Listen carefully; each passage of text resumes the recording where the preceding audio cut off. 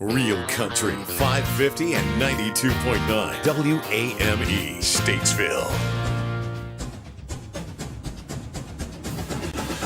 Welcome to Racing Roots with Hamm. If you don't know our host, David Hamm, he's a 25-year NASCAR veteran, engine builder, and jackman. Live every Monday evening, we have a new guest From the racing world with their stories, their paths, their racing roots. Sponsored by Swimming Pool and Spa. Now here's our host, David Hamm. And good evening, everyone. Welcome to Racing Roots with Hamm, right here on 550 AM, 92.9 FM, WAME Radio, and DHammiam on YouTube. We may be going live on Facebook here shortly, but for now we're on YouTube and the radio, so that's most important. And also want to thank our sponsor, Swimming Pool and Spa, of course, here, Neil Johnson in Statesville, 948 Davie Avenue. Check them out on Facebook and the Instagram, because we're going to have a great show this evening. We got our good friend, Robert Sirt, also known as Julio. Now, where did Julio come from? Not what Tracy thought, but hang on a second, Tracy. Where did Julio come from? It came out of Daytona. We had just polished up Michael Waltrip's car at Bihari, and Billy Engel was the crew chief, and we had a great bunch of guys, man. I mean, some of the best guys I ever worked with. And went down there to Daytona and qualified really good. Probably I think we were in the top 10. And Michael said, I want to run that car. And we tore it all to crap. And so we beat and hammered on it and straightened everything back up and had to Bondo it. And I stayed in the Goodyear building all night, Bondoing that thing and painting it. And the next morning, Jeff Dixon had a banner that he had made and had it taped up on the Goodyear building down at the track in Daytona. And they let us use that building, so thank goodness. And I worked all night long the next day. It said Julio's Body Shop, open 24 hours. All right. So that's pretty good. That's where that came from. Yeah, Snake. I sent. We call him Snake. Oh, is that right? He works over at Hendrick now. Everybody in racing just about has a nickname. Yeah. Did you have any nicknames for Bill Engel? He's here in Statesville. Well, he's Mooresville, but we called him the boss. Yeah, there you go. He was good. Yeah. He's a good guy. Really good crew chief. He comes in here every once in a while. Knowledgeable. I sent him the message. Cars and, you were going to be on the show, and he sent me a picture of back whenever you first started at Bahari. Basically. Yeah. Wow. Anyway, I didn't see that. I'll check that out later. But yeah, he was a really good guy. Barry Swift was there. Charles Wright, little Ray Hall. Man, we had Mark Cronquist. Oh man, that was a good team right there for us not to. I mean, we all had fun, but we worked hard, and back then we did a lot of picking. A lot of picking with everybody got picked on. I mean, so yeah, sure. Yeah. Might as well leave your feelings at home on the dresser and play with them when you got home. Yeah. After you took your shower. That's right. And spend a little cuddly time with your wife or girlfriend or whatever. But Yeah. That was a really good team. I worked with a lot of those guys later on different teams, and just had a good.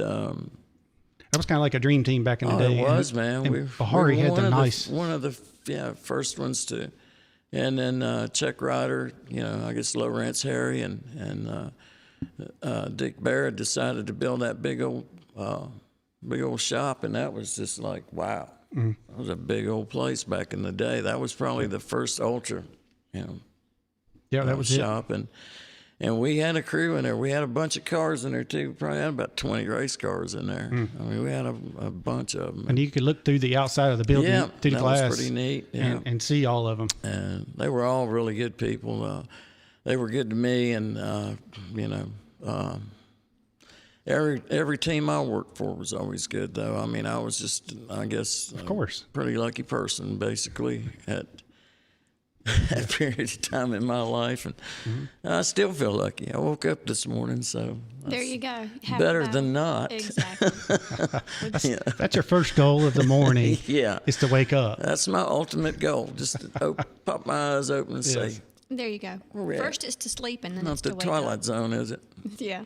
Yeah. So David likes to jump all around the gun. So Oh, that's fine. I'm just So- glad to be here. I'm really. for those that don't know much about you, David, we would like to find out how you got your start into racing.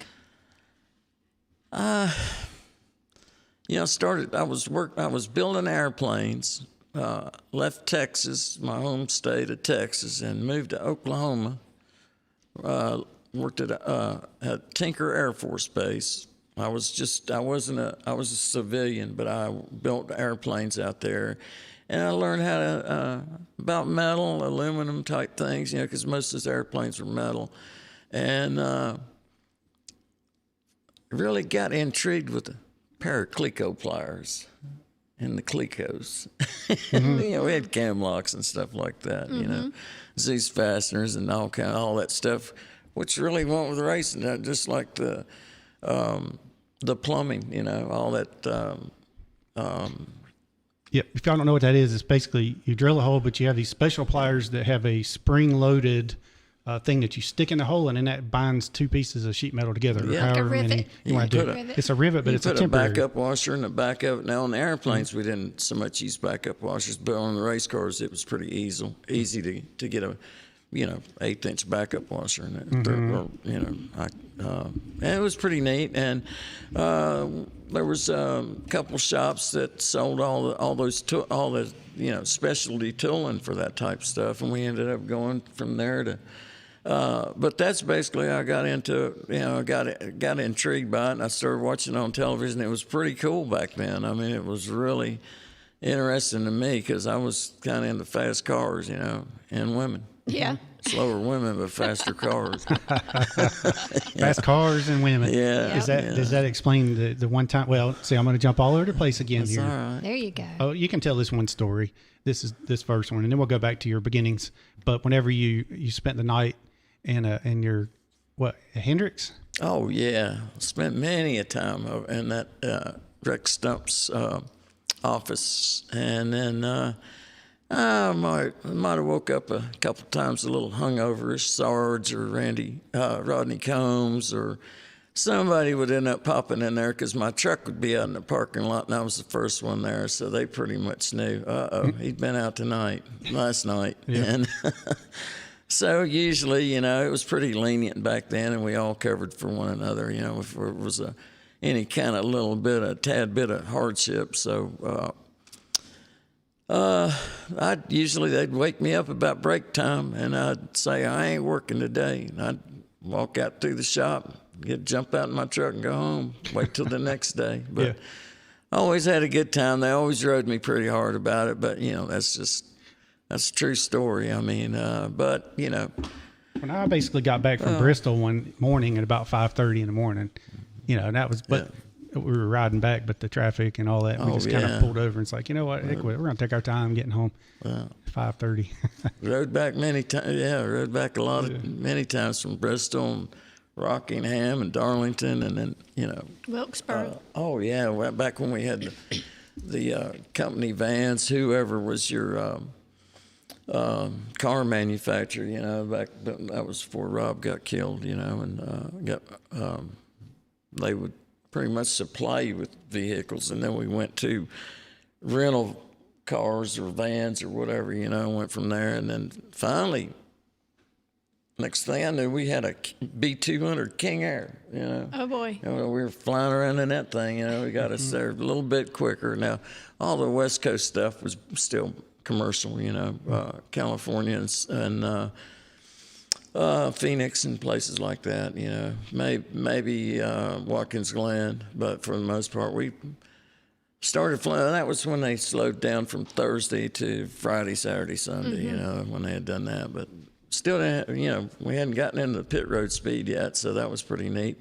Being able to be a part of that and watching those cars come down Daytona without no 70-mile-an-hour pit road speed, that's pretty neat. I mean, we did have fire suits halfway, but Yep. and What year did you start in NASCAR? it was probably the end of '88 or something. Gotcha. Somewhere right in there, and That was another. I met Jeff Dixon at Martinsville, and that's where it all started. And then I had an interview with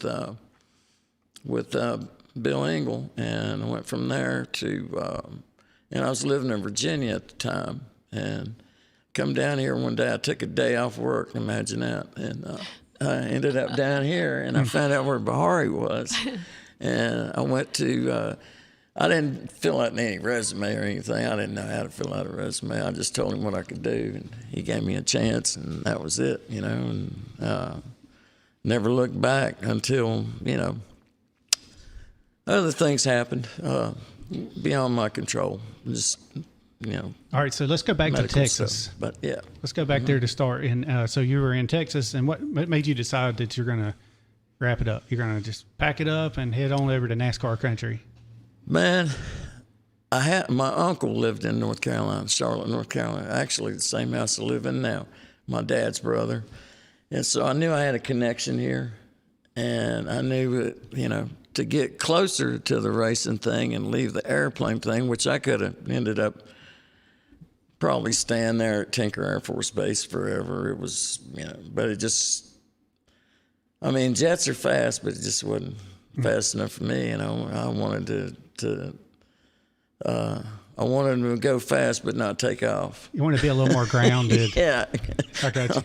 on the ground floor. Sense. I can see that. And I like the colors, you know. I like the colors better than, you know. And what sponsors did you have with airplanes? You know, you didn't get free beer. No, it was just free cigarettes. United States Air Force. Yeah. So it was all Air Force. Yeah. Yeah, well, that's cool. That's a great Army. Background to have to get into in racing and to be a fabricator. And it taught me a couple. You know, I always had been mechanically inclined because my dad was a mechanic. So you know, I learned toolage from that. You know, my brother, he was a mechanic also, and went from there. So I kind of had that part of the motor skills part of it down on that, and then all I had to do was just learn how to be a little slicker and creative, and make sure none of the stuff I was putting on was going to jump back off for some reason. Sure. Yeah. And get in trouble. Yeah. Or at least something loose, you know. So that was the biggest part of it. It was just like airplanes. You had to make sure everything was tight and there wasn't stress cracks and different things like that. Right. You know? Yeah, I've heard the term race car tight several times. Oh, yeah. Yeah. You have to, and you have to Magnaflux and Oh, yeah, Zyclo. Magnaflux, and the same thing we did on the airplanes. Every time we took an airplane, after it ran so many hours, you know, we'd have to disassemble them and run them through the Zyclo, you know, and do all that. Yep. The Zyclo is for the aluminum. Yep. And if there was a stress crack, if there was a plane that had minimal, hours on it or something, we might drill an 1/8-inch hole for, you know, wherever that crack was going and stop it. And that would stop it. And then it would take off again, you know, because of the stress. I mean, that's a lot of G-forces on that sucker. So was this through the military or was this for the actual It was Air the Force United base? States Air Force, Okay. but I was a civilian. Yeah. They had to have civilian So you people worked also. on So yeah, I their- worked with military and I was a civilian. So Okay. it was neat. I did it for long enough till I decided it was time to move back up here, and you know. It was like when I started in racing in NASCAR over down in Charlotte. We had you had to take all the suspension parts off, and you had to strip the paint off, sandblast and whatever, and then you had to Magnaflux everything. You know, control arms and all that stuff. Yeah, check the welding and you know, back then we were MIGing stuff, and then a lot of the teams started getting into TIGging chassis together and stuff, and the uppers and lowers, and I mean there was a lot of talent right there. I met a lot of good people.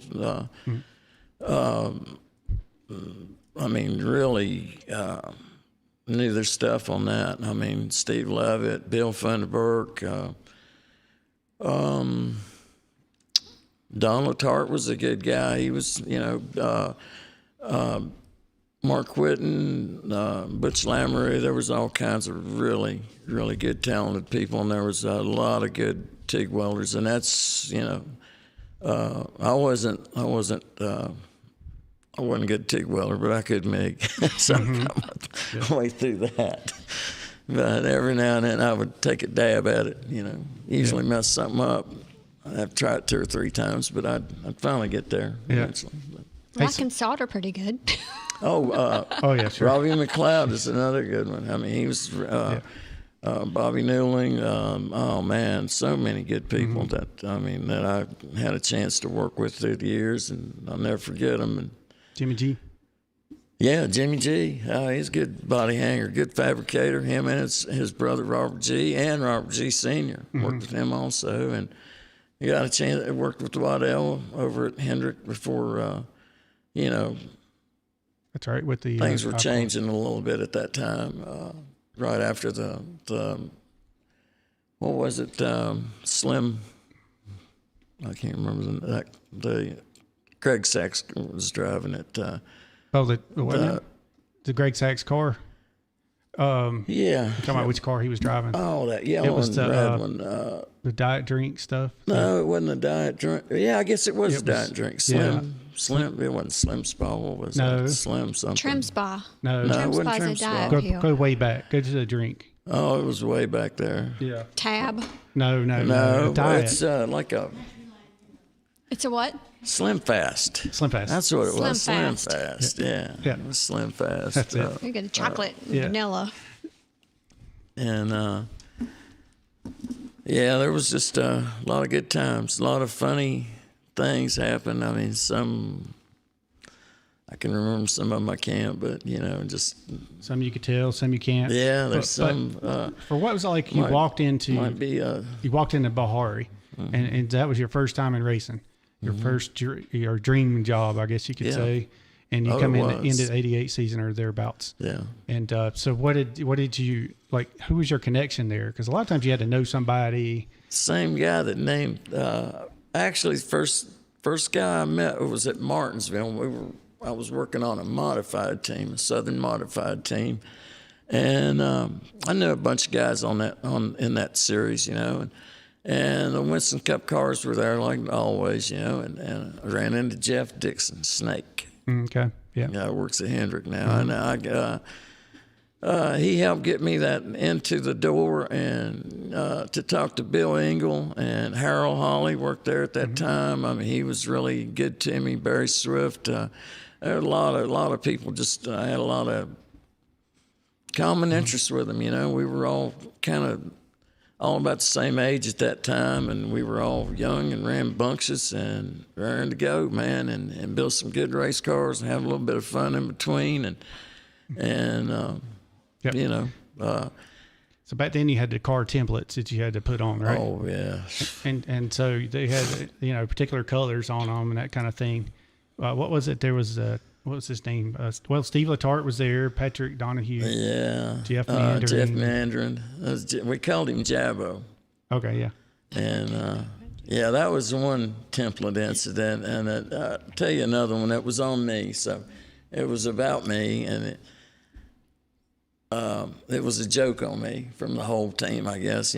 So I was just really into mounting the noses, just really particular, and I wanted everything to be just the way it was supposed to, the way I thought it should have been, I mean, I don't know if it was slow or fast or crooked or whatever, just. It was your way. And I was having a good time, and I wasn't any kind of leader or anything like that. I just kind of went with the flow, and, we had some guys that could take charge, but I just kind of poked along and did my part of it as a team, because there wasn't a whole lot of eyes in it at that time. It was just, we were just a team of really talented people. And so anyway, I didn't know this, but at the time, we had all these templates. You had an overall template, you had a door template, you had a C-post template. When Brian Butler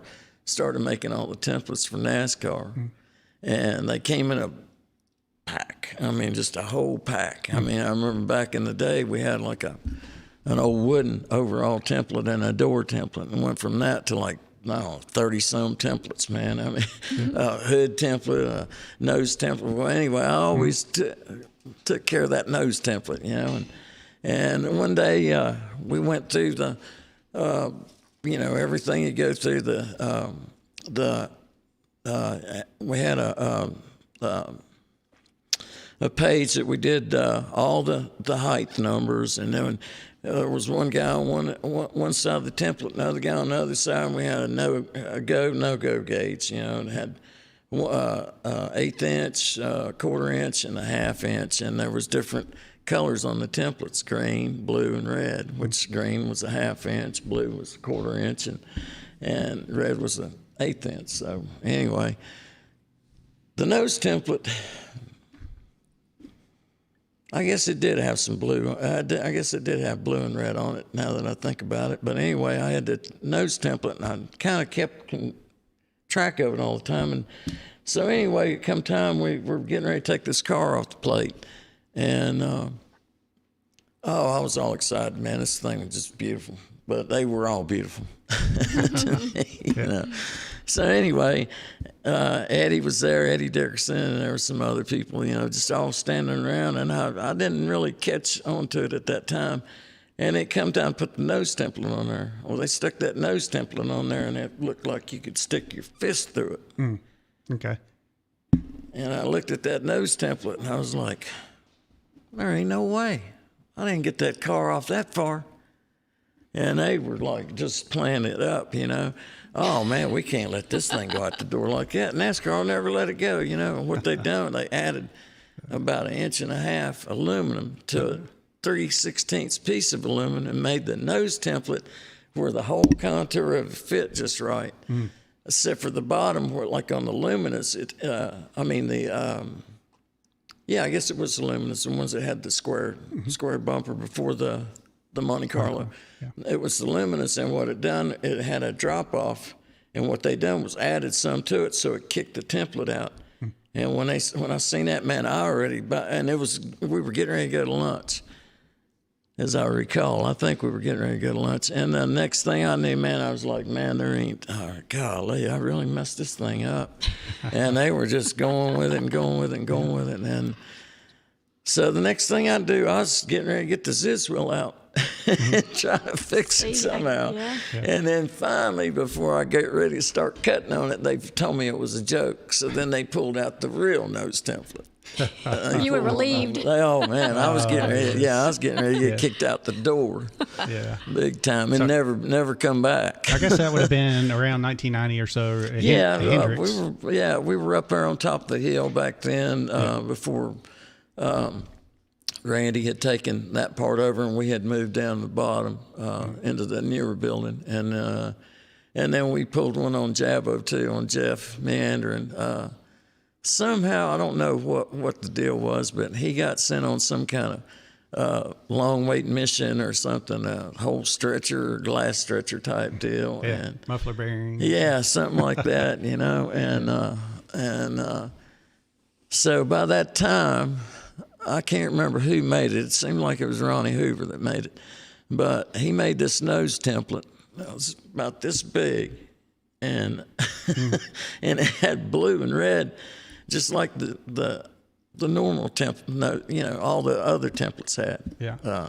Whatever that marker was that they used, and he had the colors on there. And when Jeff got back, it might have been we'd hid the nose template and said we needed it, and we sent him off to go get the nose template. And by the time he got back, Hoover had made a nose template. And it was the shape of Jabo's nose. Oh. Yeah, that was kind of a cute little nose template. Little deal there. That's because he'd went off to go get the nose template. And by the time he came, because he'd been gone for a couple hours, by the time he got back, Hoover had already made that nose template. Yeah, and we all laughed about that. But we all got joked on. Was that the trophy? Do what? Was that the trophy deal, or just with the template? I thought it was like a template trophy or something like that, or a long weight trophy. No, Jabo ended up making a long weight out of a spark plug and a wire and some other stuff, a piece of 2x4, and I mean, he just made a bunch of junk up, you know. But it's kind of like every now and then, you know, somebody would come in and want to know about numbers and stuff like that on, you know, particular cars, and all of a sudden we'd just get all wacky, and we just start measuring things like, just pull the tape.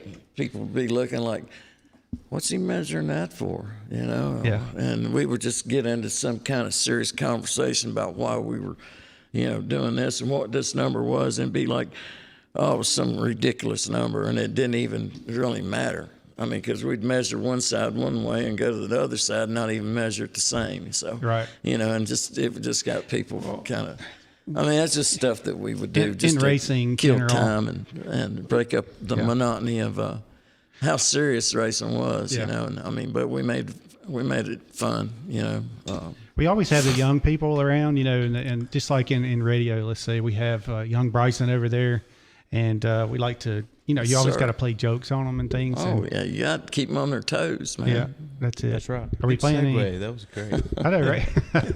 How's it going over there, Bryson? It's going good. We're hanging tight. We're having a little bit of, fun with the Facebook and stuff. So we're trying to get stuff back on there, but I think we're just on YouTube. So Probably the follow that Russians link if hacking you're trying to find us on Facebook. On over to YouTube and check us out there. But we're hanging out over here, enjoying our time. So we could stream, but we don't have an audio connection right now. There's a little adapter that goes with that, and somehow it got misplaced. Yeah, I should probably, I probably have something to do with that. That's probably my fault, and I'll take the blame for that. But I mean, it's a combination. If you don't take it, I'll take the blame. But It's we'll come back stronger for sure. We'll It take happens. this and learn from it. Yeah. That's right. Yeah, and it's not just Bryson's fault. I mean, it's all probably my my stuff, and I have It's to not kind my of keep stuff, up. but I mean, Yeah, but when I add another bag to my arsenal, 2 bags actually, then stuff gets spread out. Yeah, I decided to just bring 2 of the 4 tonight. Speaking of which, David does have a merce that he carries around. It's called a DeWalt bag. It's DeWalt, and I got one that says Mac on it, so that makes it okay. That's his purse. I agree. What's some of the ladies' purse You remember the big manufacturers? toolboxes that used to have the big Mac on the front? Oh, Mac yeah. tools. Yeah. I always thought those were cool. And They are. And then we made the little little wheel deals go around. Remember Bristol? Little We used carts. to have the brakes on it, like the war wagons and stuff. Absolutely did. Yeah, and some of the tracks you had to come in from the outside. Well, because the transporters had to be outside. Yeah. And we'd have to bring everything in. And then we started renting, not delivery trucks, those cube vans. Yeah. And filling, like the toolbox. And it was just a little bit easier way. But, at the start, we had all those, like, motorcycle brakes and go-kart wheels and stuff. It was pretty neat. Yeah, plus I when you're always pulling thought all those that stuff looked big cool. heavy boxes through the garage area, and there's race fans everywhere. Like I remember 1 or 2 tipping over. Oh yeah, sometimes you had to stop. Tools all over the track. Not too good. Nah, that wasn't too good. All right, so we're going to take a quick break, play some commercials, and we got Robert Sirt here with us on Racing Roots with Hamm, so y'all stay tuned. If you are new to town or just looking for a new doctor, Piedmont Healthcare is here for you and your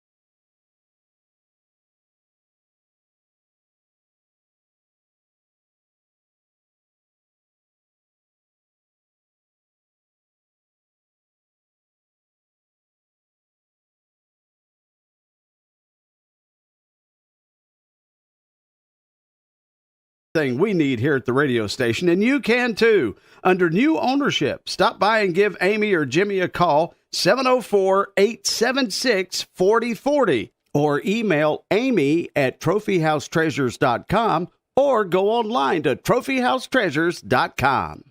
550 and 92.9 WAME. And we're back to Racing Roots with Hamm on DHammiam on YouTube, and also on the radio, 92.9 FM, 550 AM. And we have Robert Sirt in with us. That's Robert, S-I-R-T. The infamous. Also known as Julio to his friends. And he were spelling Julio, but it was like H-U-L. Oh, yeah. I never did know how to spell it. That's I don't all know good. if it was with a J or with an H. When you asked me the other day, I thought, well, I guess the cooler way would be the H. Yeah. I guess this is not your real name. It doesn't really matter. We just do it. Actually, yeah. You don't spell Julio with H. That's what Tracy said. J. But I did that. You did it? Yeah, on purpose. Oh, okay. But it is kind of funny, right? Yeah. I mean, to spell it different. Because my real middle name's William. Yeah. I mean, that's quite a ways away from Julio. Yeah.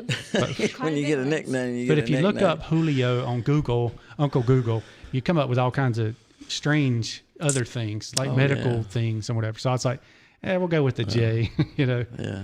So we're going to say hey to some of our friends. Yeah, we've got plenty of folks tuned in. We've got, oops, I just disappeared, everybody. All right, well, All that's right, great. so we've got Brian Cynical, we've got Dickie Dennis, we've got Super Jason, Mr. Will Cratchity himself, Suzette McGuire.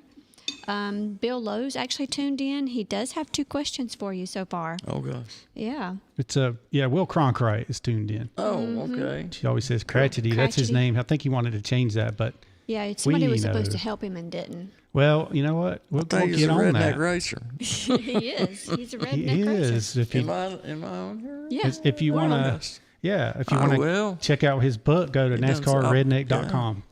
Yeah. Good book. I got it. Yeah. He's got good stuff. Oh, yeah. He was at the track at Kershaw. Yeah. He certainly, him and his wife. Mm-hmm. So the 2 questions, Bill Lowe says, which drivers and crew chiefs did you work with at Bihari and Stavola Brothers? Drivers and crew chiefs. Michael Waltrip and Billy Engel was at Bihari. And didn't work with Doug. I worked with Doug Hewitt, but not at Bihari. I worked with him at Bobby Allison. And then at Stavola Brothers, it was Ken Wilson. And I kind of went through Rick Wilson, Dick Trickle, one of my favorites right there, Dick Trickle. And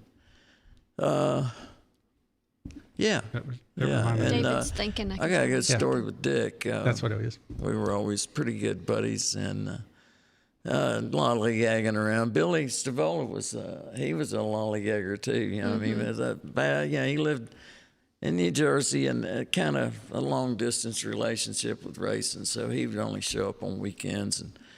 But he had a jet.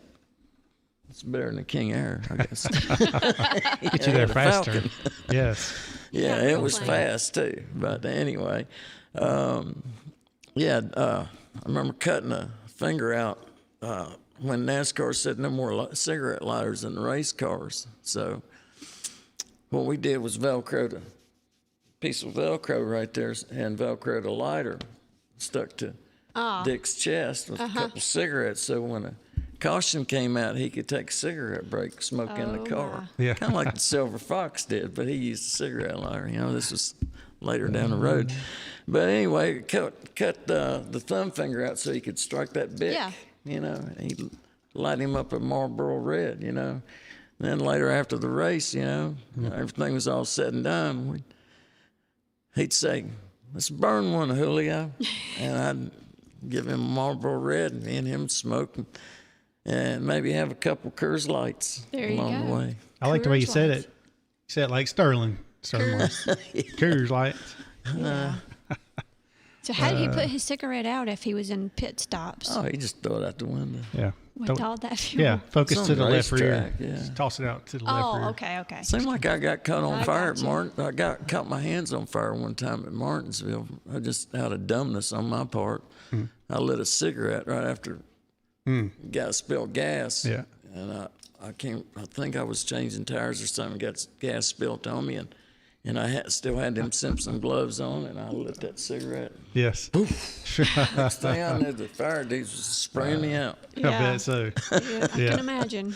The glove saved you. Yeah. Now you think about it, I'm lighting a cigarette during a pit stop and then smoking it going down pit road. That's not And smoking. I remember seeing him come down pit road Oh yeah. with the cigarette, and we just kind of look at each You other have and to see laugh. him get out of the car in the garage area and be smoking a cigarette. You know what I mean? Back then, I mean, shoot, Yeah. no harm, no foul, That's man. right, You as know, long as we nobody had got cigarette hurt. sponsors. That's right. Had sponsors, we had beer sponsors. Yes, you I mean, we did. had all the good sponsors back then. I mean, you know, they might not pay as much as these Companies now. whatever these companies are. I can't even pronounce a lot of these companies. I mean, it's like almost got like Formula One to me with the sponsor thing, but I guess it's chasing that money. I mean, after all, it was Winston Cup, Yeah, it was Winston Cup Winston from is a 72 cigarette. There to you go. R.J. Reynolds. Winston Cup. 205 or 204, something like that. It was quite a long time. Did you hear the story that Colbert Seagraves told us about his dad and how he had come to Junior Johnson and Junior was asking for sponsorship,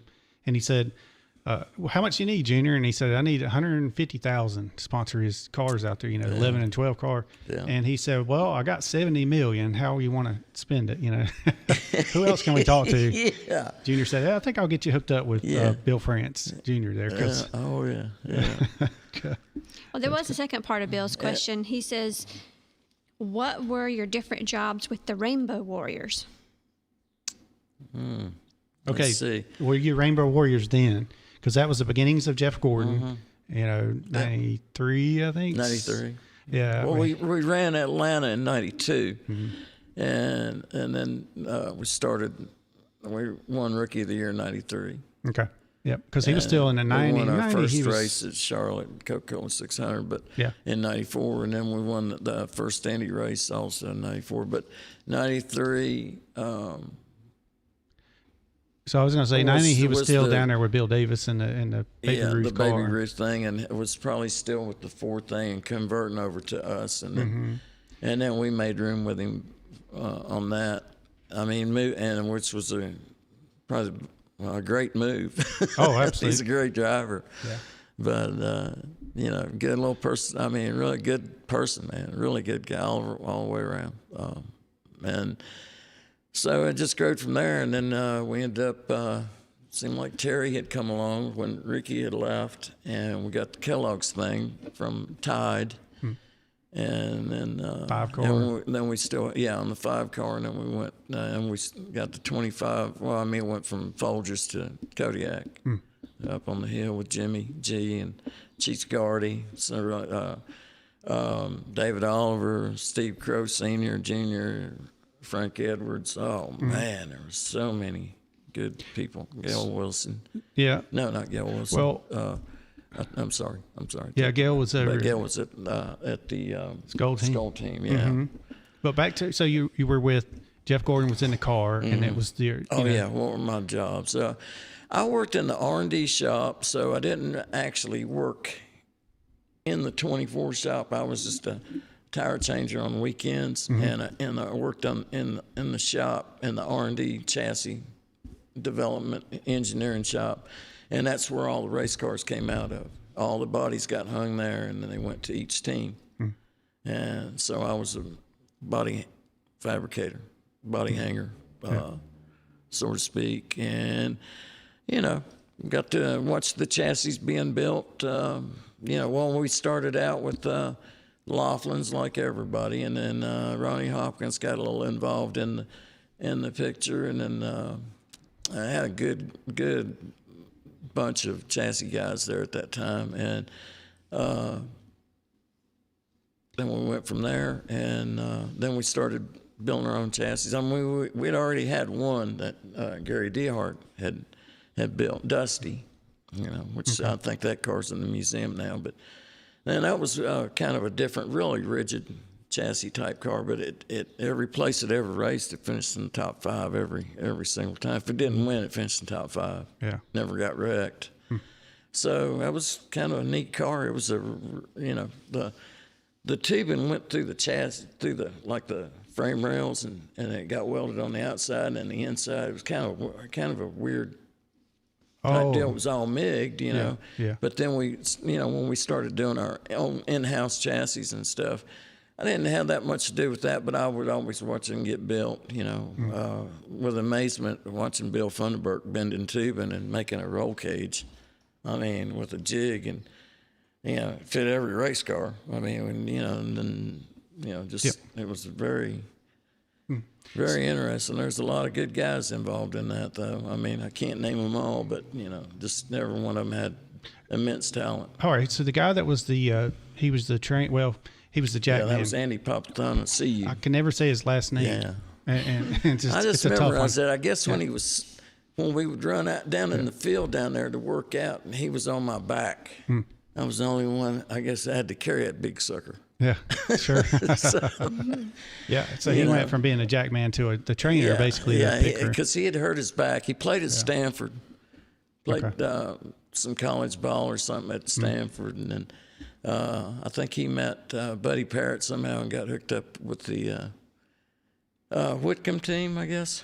Okay, it was Bob Whitcomb, right? Yeah, Whitcomb Racing when Derek Cope won Daytona 500. There, and then he started with over at Hendrick, and I don't know where he's at now. I don't Brad Parrott and Buddy Parrott were there, and Brad Parrott was changing the left sides or the right or the rears. Yeah, Joe Dan Bailey, Robbie Hancock. There was some. I worked with a bunch of those guys too on different teams. So, I mean, it was just one big. I don't know. It was crazy how we all intertwined. But how did the Rainbow Warrior thing come about? Do you remember that? I think that was. I don't really remember right offhand. Just all I can think of is it was the rainbows colors of DuPont, the sponsor, basically. And all. Yeah. And then when they came out with that paint job, and then I don't know, maybe Ray had come up with it or somebody just said the Rainbow Warriors, and then it went from there. And that's kind of what I was trying to remember, if that was going on when you were in the pit crew or was it after? Because it seems like it might have come along just after it. Whenever they started. No, we were called that right off the bat. And then we had the Tomahawk. You remember on Pit That's Road? Right, yes. We had that. That's right. That day-glow yellow Tomahawk, and everybody talks about that every week. There comes the Tomahawk out. Is that for time the to pit? Yeah, that was our pit. Our pit board. Yeah. And then just went from there. I mean, I never could get the Rainbow Warrior thing, but I guess if there was a Rainbow Warrior car out there now, it could be something different. Fit right in with it. Yeah, it could. It'd be politically correct, huh? It'd be politically correct. So Mr. Cratchity does have a question. He says, do you know Ron Reedy? Oh, yeah. He painted some Bill Elliott cars for me before he went to work for Hendricks. Ron Reedy's a great fabricator. Good guy. Worked with him for years and years and years. He's from Middletown, Ohio. There was a band that was from there, and he couldn't. They were really a famous band out of Middletown, Ohio. But anyway, Ron's a good guy. I haven't seen him in years. I hadn't heard anything about him. I think he might work at for General Motors now or something. He took over their racing division or something, and still goes to Hendrick, I heard, from, what little bit I could keep tabs on him. I mean, he didn't call me anymore, so. Yeah. Maybe he'll call you after this show. He used to call me Robbie. Robbie. Like Bill Funderburk. He never called me anything but Robbie. Yeah. He had there was another Funderburk too. David Funderburk was his son, yeah. I worked with him when we worked at Yates together, and he's a good guy too, David. Yeah. Greg Campbell, he's another. Danny Marshburn, man, Joe Hoffman. So many good people, and so many different good teams. Did you work with one of Bumgardner's? Was it Wayne? Oh, Dirk. Well, Dirk, yeah. Yeah, I worked with Dirk and Wayne Bumgardner didn't they call him Jabbo? Was that the one that worked at Home and Moody? Or Stabo, and then Rick Bumgardner was his brother. They were nephews to Bobby Isaac. Well, I was trying to remember the one that worked at team. He was Moody. crew chief. He was the crew chief at Quaker State. Okay, yeah. When Brett drove, I guess. Okay. When they were over there on the 11 car, whatever it was. No, it wasn't before 11, that. 26, 20. The 26 car, the green car. Okay. Yeah, the Quaker State 11 car. was when he went to Lowe's. Okay. That was Wayne Bumgarner, the one I remember. And then I know Dirk Bumgarner because I worked with him at Yates. He's a good guy. Mm-hmm. Worked with him somewhere else also, and I can't remember, though. Yep. A lot of twists and turns and crashes along the way. But what about the guy Randy that would go fishing? Oh, Randy Stewart. Oh, he loved to go fishing. He takes some long trips every now and then, but, that was part of the deal. Sometimes when he's supposed to be at work. Yeah. He might get up on one every now and then, get mad at the world about a lot of things. I guess he had a lot on his mind. He's a great fabricator. I learned a lot from that guy. He was a good guy. I mean, I'll tell you one story that I remember of him. There was a guy that was working up there, and he had just got off the tool truck and bought a 5-inch grinder. Yep. And so he got it all hooked up, oiled her up, and had a grinding pad on it. And Randy was standing beside him. And Randy, he could joke, but I say he didn't take jokes too good sometimes. And so Gary, the guy that had the grinder, he just started grinding. He was doing his job of grinding, and Randy happened to be standing there, and all them sparks, how the grinder will throw sparks certain ways, depending on what angle, the way you shoot it. And so he started throwing them sparks, and they got all over Randy. I was standing over, and we kind of laughed at Randy. And then somebody had given him a bottle of, like, maple syrup or something. And so when Gary went off to lunch, Randy waited till he left, and he filled that 5-inch grinder full of that maple syrup. Oh, let it sit there. Gracious. Brand new 5-inch grinder. So when Gary got back from lunch, he plugged that air hose into that thing, and he ground. He got ready to ground, and that thing ground for probably about a half a minute, and it started locking up. Oh, no. And he never got it freed up. Oh, my gosh. That was expensive. that was a true story. I probably didn't tell it exactly right, but it's pretty close. Well, that was funny enough. Close. That was pretty close. That's a big boo-boo. Yeah, that's messed up. Yeah. What about Rest in peace, Randy. You too, Gary. There you go. Miss you both. I mean. Right, so you had the 5, the 24, and the 25 cars, right? And you had some stray dogs that would hang around. Oh, yeah. Quite a bit. It's a pretty good story right 25 there. shop? I mean, yeah, 25 was up on the hill, and that was usually where the dogs would start at. We used to see them all the time, and there was a girl that drove the roach coach. She works at Hendrick now. I can't remember. That's all right. Ours was always named Robin, but just to say Robin for Laura, whoever. Yvonne. Seems like her name was like Yvonne or something. But anyway, she drove the roach coach, and so we always seen them dogs coming off the hill and would chase that truck, that roach coach, and then she'd come down to the next shop and go to the next shop, all until she got through, through the complex. And so all of a sudden one day, we got ready for the roach coach, and she was sitting up there on top of the hill. And when she got done and shut the doors, she come pulling down the hill, and then all of a sudden, all them 3 dogs come following her like they always did every day. And each dog, somebody had spray painted on the sides of them. 5 with spray can paint, 24 the next one, and then 25 on the next one. And, man, you talking about something that was funny, man. I mean, at the time, just watching, because I seen them every day waiting on that roach coach, and then all of a sudden they got numbers on the sides of them. And, I mean, it wasn't going to come off with water. They was going to have to wear off. Yeah. Or a little bit of lacquer thinner or something. But that was pretty funny. Yeah, hopefully Peter's not listening right now. I was going to say, our dog got her name because she got into one of David's markers while we were gone. Scarlet paint. Yeah, little paint markers. It was red paint marker. Yeah, to mark his engines with. Yeah, she decided to get into it and had it all over her paws and her face, everywhere. It's like she had lipstick on and nail polish. It was everywhere. Oh, yeah, I'm sure it probably was burning. And she's a white dog, so. Oh, man, yeah. That's how she got her name, Scarlet. Scarlet. My mom used to paint. She had a poodle. She used to paint that thing's toenails pink. I've seen people do that. And dye their hair. And I think it was even a boy dog. And dye the hair. Can't remember his name. What was it, Levi. Yeah, so it had to have been a guy. So A boy dog. Yeah. Boy dog, yeah. So we were talking about kind of common story with some of the common people we knew, and I know one of them you worked at Robert Yates in Mooresville though, right? No, I worked at the Charlotte down by Marita Bread. Okay, so there was a guy there that did maintenance, basically refilling toilet paper and all this kind of stuff, right? The cleanup guy. Was it Gary? James, yeah. So I can't remember his last name, but old James. So James, he would. I wasn't working in that shop, but as told by one of the guys that I worked with, he said he would be in there in the bathroom stall, and he would see he'd see an eye right through the crack, and he'd say, "Hey Eric, how that paper in there?" yeah.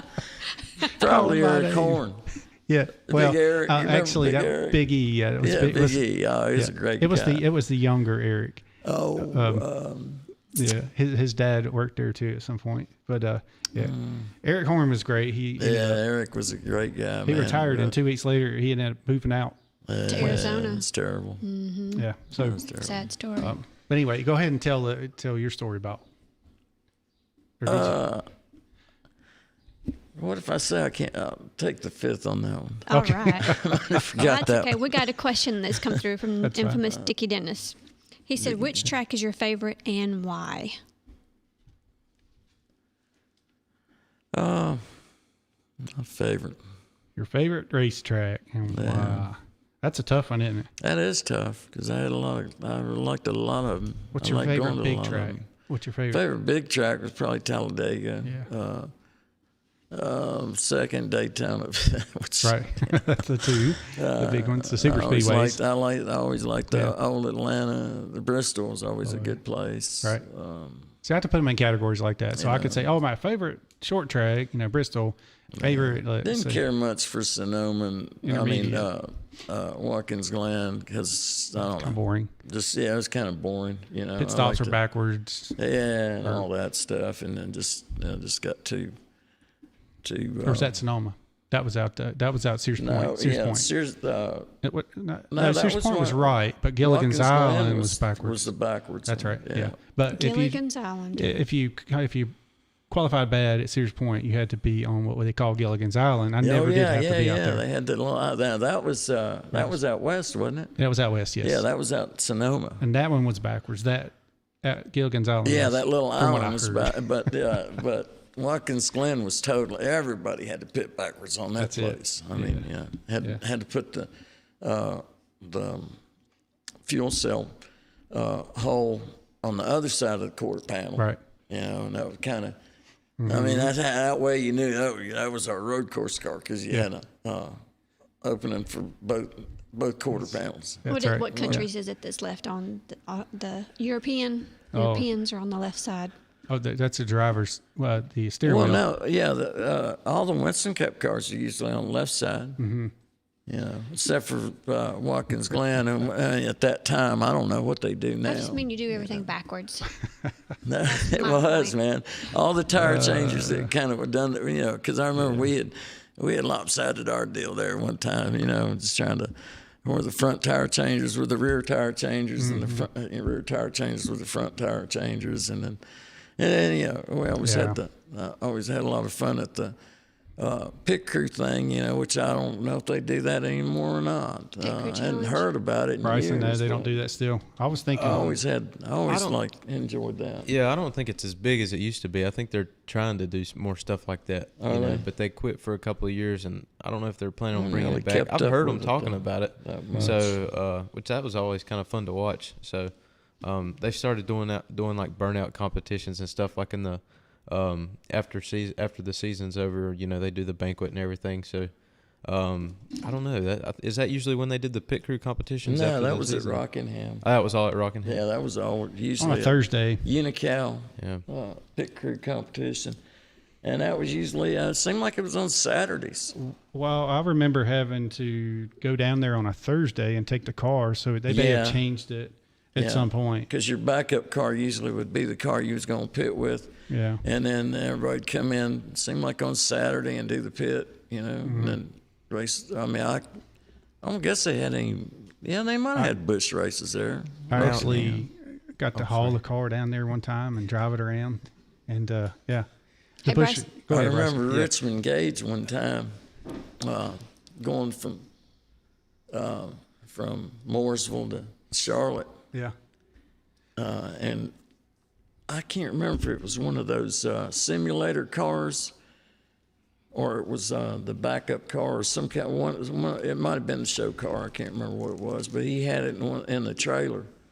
And it must not been tied down completely right. And he was taking maybe Salam Church Road back through there, and he hit one of them. He got off the road a little bit and got in the embankment, and it bounced that sucker around a little bit, and it busted that car loose in the trailer. Oh yeah, that happened when went to Japan. The cars were coming. Some of the cars. Yeah, they might have when they were in those containers. Yeah. Going to Japan, but this was en route. It was during Charlotte week. Okay. And so it was big going on. And I think was going to have the car on display. And I think he had to turn around and go back, get another car and bring it back. Because he just destroyed that car in the trailer. I mean, Now, what you going to say, Bryson? I was going to say, well, back when we were talking about the pit crew competition, I forgot about this. At the All-Star race in Texas, they did this year for the first time. They had 2 cars qualify at the same time, and they would go straight to the pit crew. Pit crew did a pit stop, and then they would run 2 laps and race it out. So I forgot about that, but that's probably the closest thing that they're doing now. Oh, because I saw that and I had that in my head, but I forgot where I saw that. But that's where it was. We did that one other time back in the earlier days too. That was Winston Open or qualifying for the All-Star race. Yeah, it was that's right. It was. Yeah, it was the Winston Open. You'd have to. Yeah, you'd either run 2 laps at the start or run 1 to get hot, and then come out, and then you'd have to finish your laps. That's with, and they would have no pit road speed, right? With that. Yeah. But this was pretty cool. It wasn't. I guess they're trying to include the pit crews in it, too. Okay. With it being the All-Star race and stuff, but it was different because you had 2 cars on the track at the same time, and so it's like. Well, they should. Those guys make a ton of money. Oh now, yeah. So basically, back in our day, we got paid per diem, and worked on the race cars at the shop. Oh yeah. The rest of the week. So that was our, $20, $25, $30 per diem a day. Mm-hmm. Yeah, that was the only time I had cash in my pocket when I had my per diem.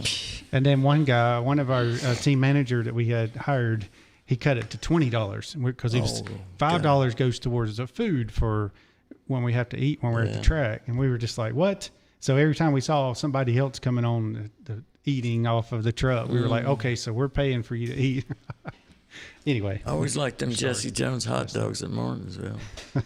Yeah. 4 or 5 We've of those heard a lot suckers about the Martinsville hot dogs. Yeah, that's for sure. they are pretty good. One time I was flying out to California. I was probably having a little bit too much fun. I think I was with Glenn Bobo. Oh, yeah. And you remember little Glenn? I do, yeah. He worked at Stavola too for a little while, and then he worked for Bobby Allison's. Yes, yeah, Bobby that's Allison's where deal. him and I got hooked up. And, when Mike Alexander, I was kind of in between roles or whatever, so I could travel with them and go change tires, And, they needed somebody, and at that time, and I wasn't no great tire changer, but I was consistent, I guess. Never had nothing come loose, so I guess I'm okay. Mm-hmm. Not like now when you got a wheel coming loose. Didn't take me all day. I mean, it took part of the day, but not all day. But anyway, I was flying out there, and I was probably having a little bit more fun than the rest of them probably might have been having. And so by the time I got to the hotel and dialed in there, kind of, I guess, felt like I was going to brush my teeth. Wanted to brush my teeth for some reason. And so anyway, got my bag out and got all my stuff out. I didn't look at anything. I just got a tube out and sprayed some on my toothbrush, started brushing my teeth. Started kind of tasting funny. It didn't taste like Colgate or Pepsodent or anything, and I kept brushing and brushing, and it was just like, oh man, this is nasty. They got some bad water out here in California. So anyway, I kept on, and finally I rinsed my mouth out and read the label on it, and it said Bengay instead of Colgate. So. Well, that was tasty. Oh, that was tasty. Did your eyes water? It was minty for sure. Yeah, mini fresh. I smelled just like a sore ankle. There you go. Or a sore knee. Yeah. I wonder if that'd work if you had like a sore tooth or something. Put it on I there. don't think it was. That was some bad stuff. Just saying. I made sure I read the labels from that point on. Yeah. No matter how much fun I was having. But, You're a little cross-eyed at the time. oh, yeah, Yes. I was.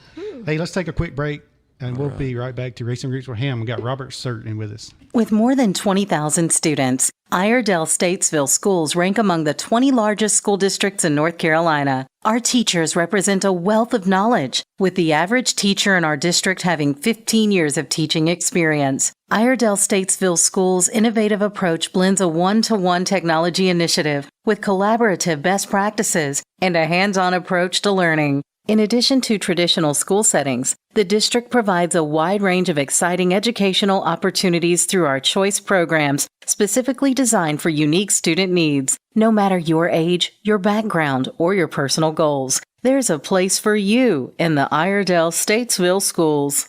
Real Country 550 and 92.9 WAME Statesville.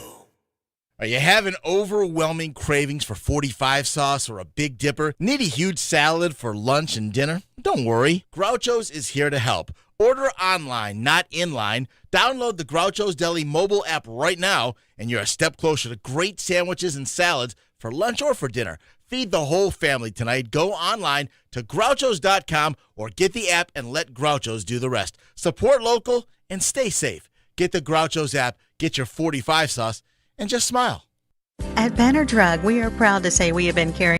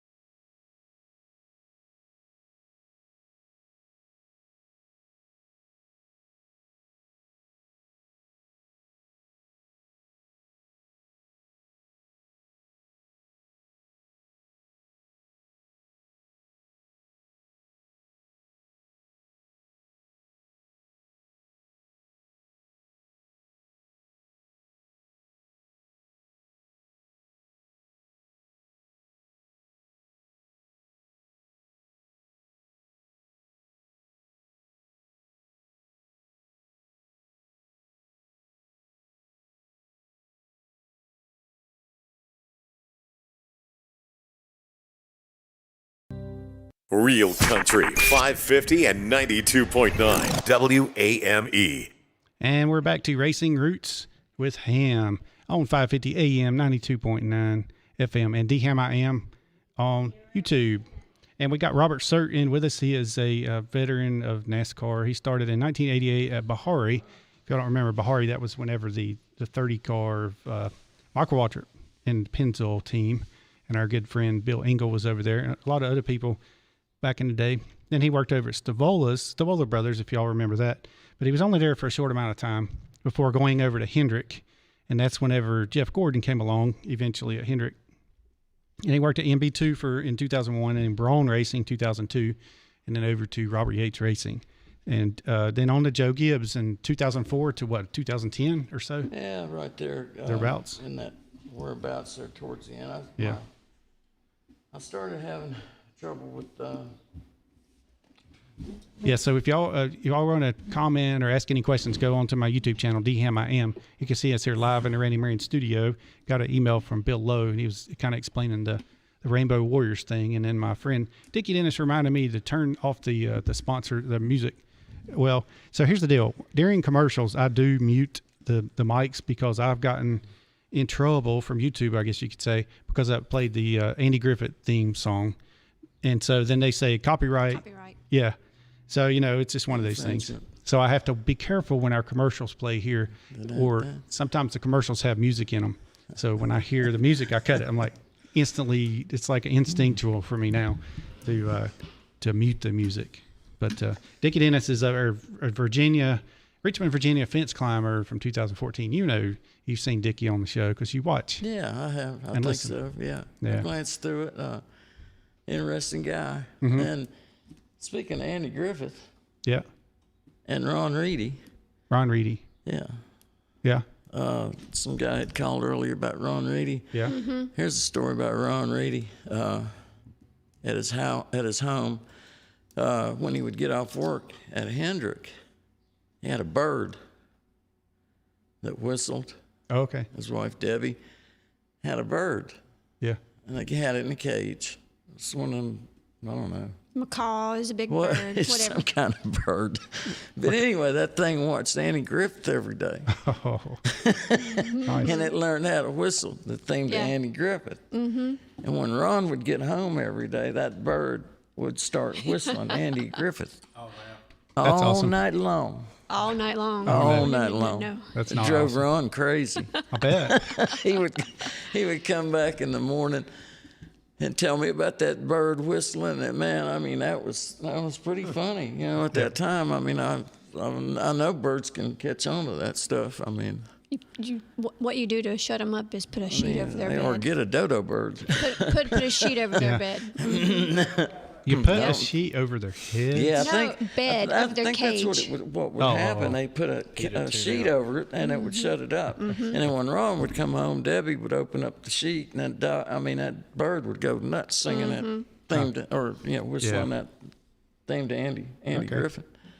How about that? But it would drive Ron crazy for an hour or two. I guess she tortured him a little bit. But no, Debbie's a good girl. Yeah. That's why. I used to Another say que- whistle Dixie, but no. Well, Guess not. That'd been better, though, right? So Brian says, I was getting ready to read it. That's fine. I was just going to mention he's also listening from the swamps of Florida, but go ahead. The swamps of Florida. Yeah, he mentioned that earlier. Down in the Keys? Must be. Hey, if you're in Florida, I bet it is hot, though. I bet it's humid right now. But Yeah. that's okay. So Brian Cynical says, watched Ray Evernham run modifieds at Wall Stadium in New Jersey back in the day.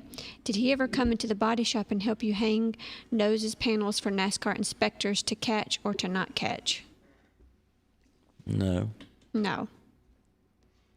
Okay, so I guess he's implying that Ray would He might have instructed us Yes. a little bit, yeah. There you go. But he didn't come in and do the work himself. I mean, yeah, he had plenty of stuff. He had to, Yeah.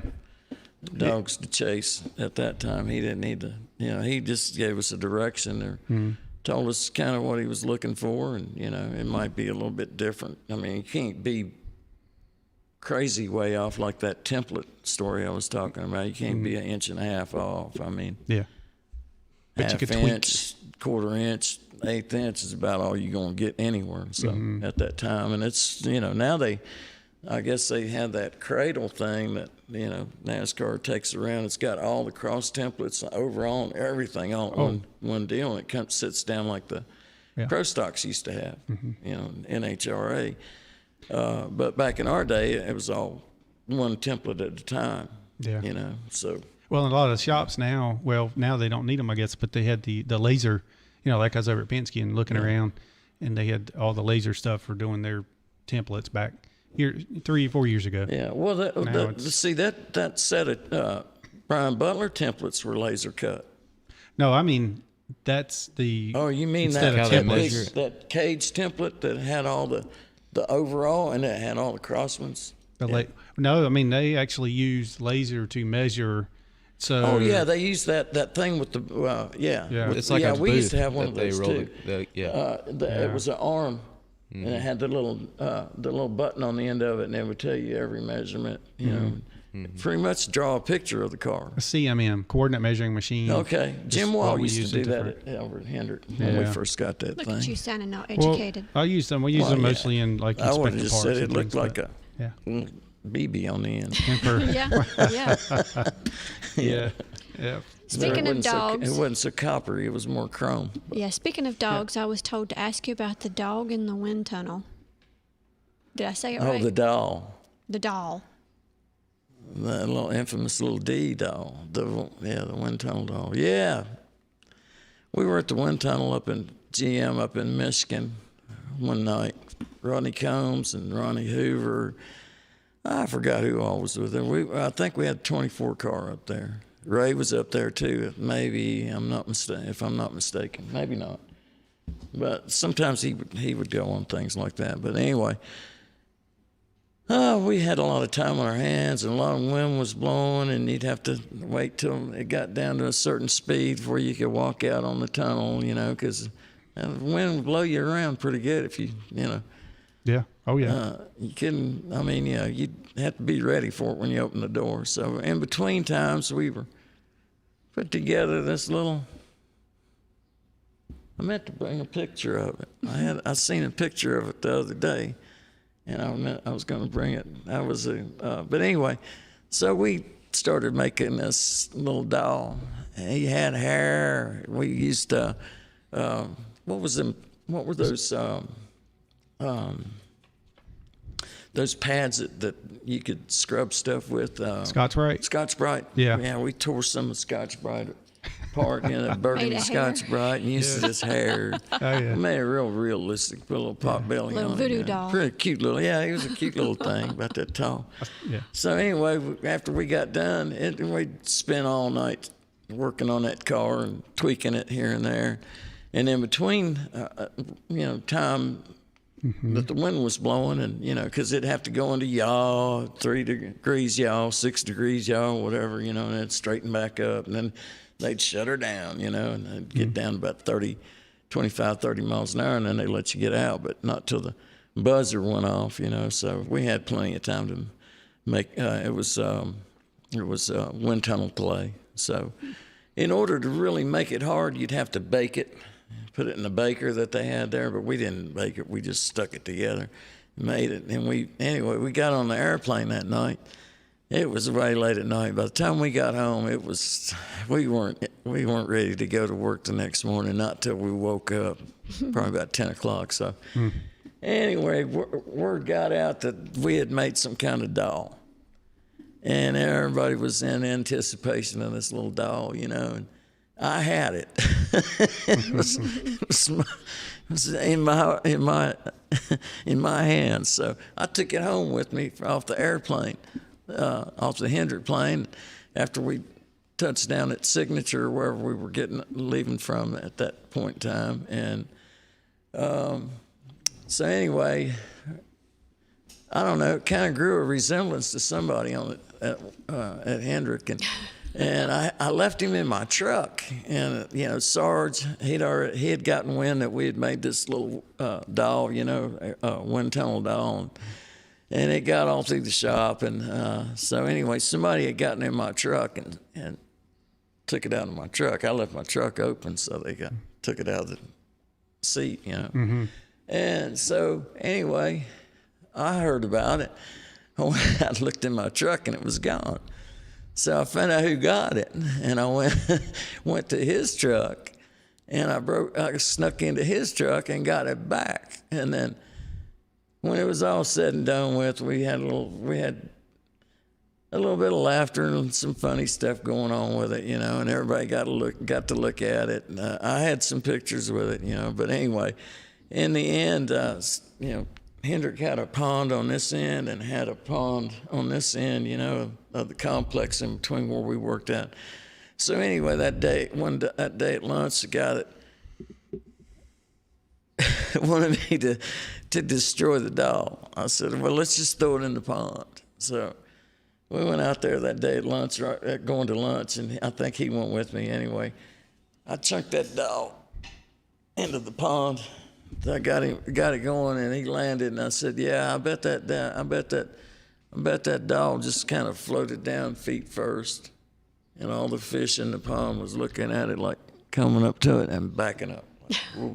Like, kind of fish and lure is this? Yeah, and I thought, man, that thing's probably still sitting there in that pond, just sitting there like this. Yeah, probably so. So we need to go dredge the pond for it.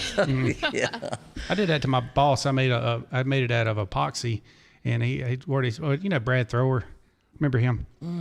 Anyway, I made a little doll of him. I was kind of poking fun at him because he used to get on my nerves. He come in all stressed out. That's what we were. That's right. But he was a good guy. He was a machinist. So was Brad, but yeah, and so I made a little. I called it my little voodoo doll. Anyway, it was a head, and it had the hat, had the big glasses, you know, and it had the mustache, looked like Earnhardt's mustache. Oh gosh! And it was just great. I just did it, and so he took it, but he said, you know what, my son started sleeping with that thing. He said he kept it with him every night. He loved it. he loved it. He said he just loved that doll, man. He was so proud of it. He was so happy about it. And then years later, his son came to work at Roush Yates Engines with me. So, I don't remember if I told him the truth behind that, but I just told him, yeah, you remember that doll you slept with? It was a little, we'll call it a doll, but it was just voodoo doll. Yeah, kind of like the voodoo doll. Yeah, you know, stuff like that. This was just an overnight thing. It was funny at the time. It's still, funny to me. No harm, no foul. We're all big guys. We could, we were all taking it back then. Heck, we all got joked on some at one time or another, you know. So, yeah. What about the let's see, the Amarillo? Well, we can tell this right quick. Amarillo by morning. Is that a good time? Well, we were having a Christmas party at Hendrick. I can't remember what year it was. I don't remember what year that was. Between 1990 and 2000. Yeah, I'm gonna say it was probably 92. All right. I'm going to say it was probably about 92. And I decided I was going to be a Texas country and Western. Well, I was going to sing both kinds, country and Western. But, yes. But I was probably better at none of them. So anyway, we were a little dining and a little drinking, a little dancing. And some people were up there joking around. And we had some music going on, or a DJ maybe, and I guess I thought I could sing Amarillo by morning, but I couldn't. And I was going to sing it to my wife via Hendrick Motorsports. Mm-hmm. So Rick and Jimmy Johnson let me, the general manager, Jimmy Johnson, not the driver. Oh, yes. Right, okay. Let me sing it. So I got up there, and man, I went through that thing as quick as I could, and I was sweating and panting, and all. So was it good? It was terrible. All right. When I got through, man, I couldn't wait to finish the last couple. Yeah. She said she'd been drinking, so it sounded good to her. I couldn't wait to finish the last couple of words of it. And Deborah, she just thought it was the greatest thing since George Strait. Yeah. It wasn't.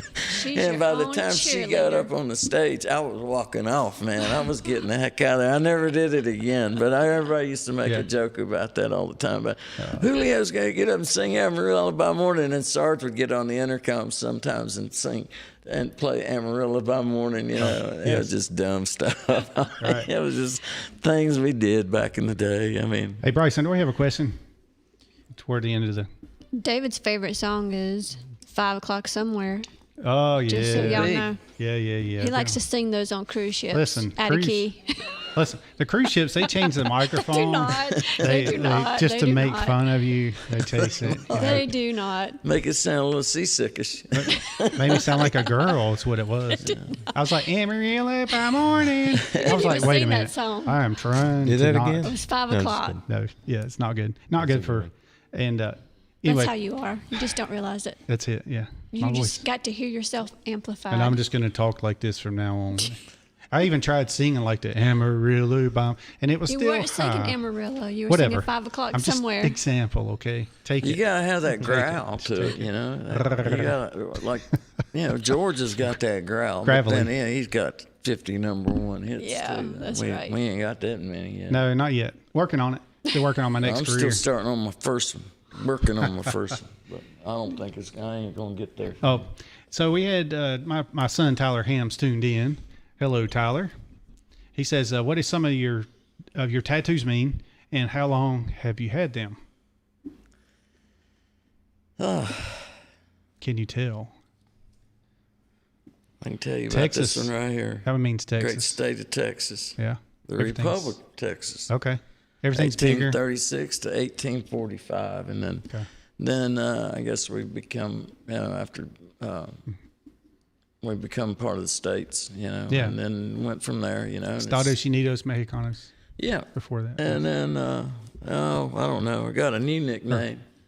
I So saw I that had on to your arm. put that on there, which since nobody can use Chief anymore, but I do. Oh, I like Chief. I try to take that off if they want to. I would have thought Chief would have been your nickname. I know, but I had to go with that Julio. Slowpoke Rodriguez one, You could have changed that sign when he put that up there. You could have changed it to Chief.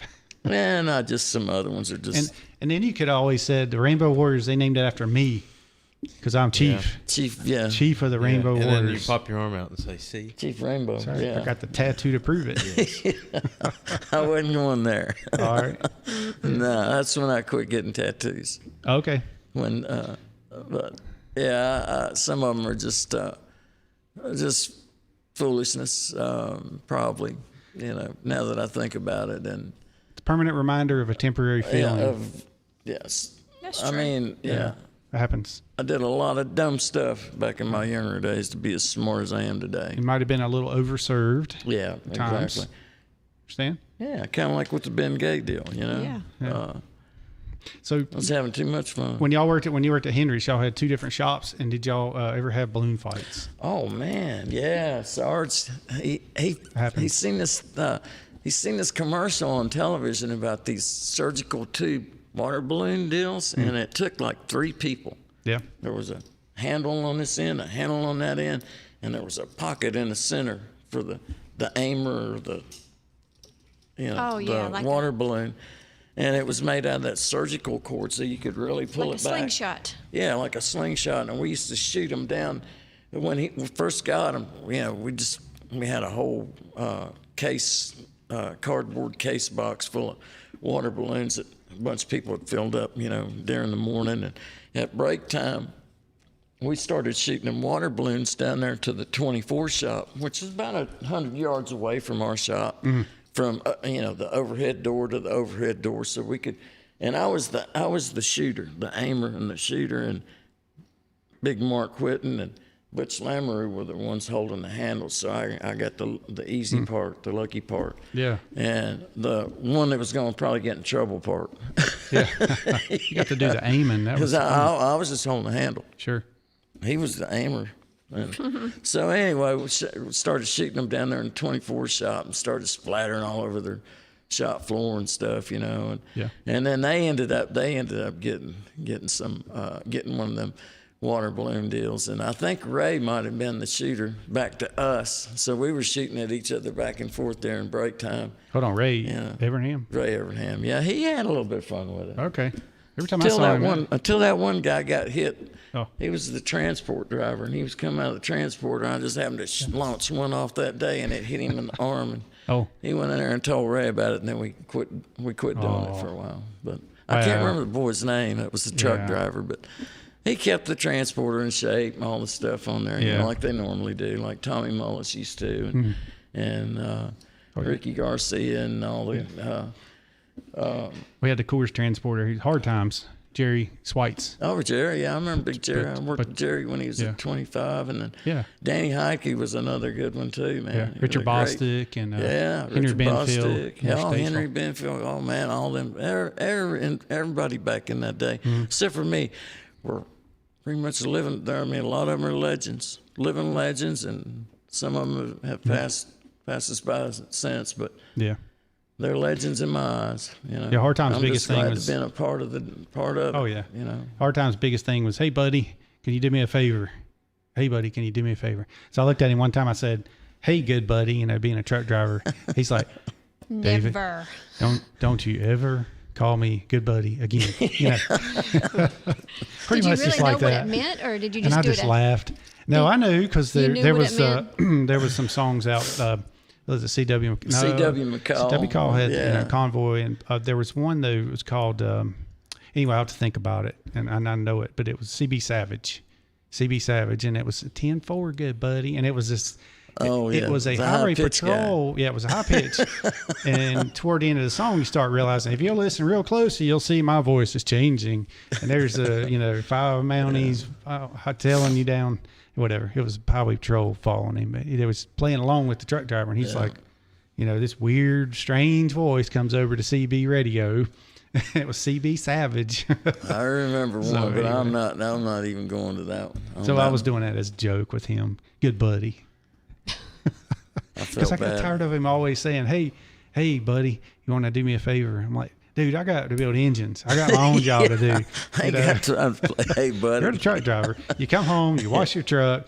You, Stop you unload it. it, but you got help doing everything. No, it was all good. They had a tough job, but I'm just saying, Oh, yeah. I mean, I remember, they were always out there buffing on the there was one guy that worked up there. They called him Buffy. He would buff the alcohol wheels, Sure. get them all shined up and stuff. And a lot of times the truck drivers would do it, on their own. Well, the truck drivers, when y'all had races out in California, they were driving all night, all day while y'all were on a plane. Yeah, So, well. they worked hard. Yeah. Speaking of California, Yeah. Miss Suzette McGuire has a question. All right. She says, since I'm a Southern California gal, what tracks did you come out to here in California? Sonoma. Sonoma. Yeah, probably Sonoma. And I mean, the Phoenix track, but that was in Arizona, but California was basically probably Sonoma. I the forgot road what course. part of California she's from. David knows. Yeah. L something. Wine country out there. There's a good bit of L's out there, but yeah. I thought she's Southern California, I guess. Yeah, But we had Sears Point, which is Sonoma. Yeah, I was gonna say Fontana too is down there. Later did you ever on. go to Fontana? Yeah, I wasn't sure. I knew that was Yeah, probably Fontana. Yeah, Fontana one. was later on. I mean, I didn't make that. The L.A. 98. part of California. Mm-hmm. I mean, outside of L.A. or whatever. Yeah. Fontana. Yeah. Fontana, I believe, was around somewhere around 98 or something like that. Yeah, I wasn't Seemed sure like on it. that. I couldn't remember. Yeah, did you? Was that were you- about? Was that? Yeah. Were you going to the track then? No. You weren't? Just Okay. every now and then I would go, but Okay. it just depended. I didn't make it much of a habit. by California that was a time. I really about nice done. track. Yeah. But you were done. Yeah. And Riverside was another one, but they Yeah, might have quit Riverside, racing there. Ontario, that was Yeah. That was She says way a Fontana long is her time home ago. track. Okay. El Monte. El Monte. El Monte is where she lives, Okay. near Los Angeles. Yeah, we rode by Riverside before, but we never did Does she know Snoop have to Dogg? be there. Yeah. She might be neighbors. Who don't? We hook up every time we get out there, LL Cool. She said Sonoma's about 8 hours north of her. Oh wow. Oh, yeah. That's quite a ways, isn't it? California's a big state. Yeah. Yeah, I guess because we would land in San Francisco Right. and then go across the Golden Gate Bridge over to Sonoma. That's right. Highway 101. Yeah, and then you remember the steak place that Robert would take every. Phil Barkdale.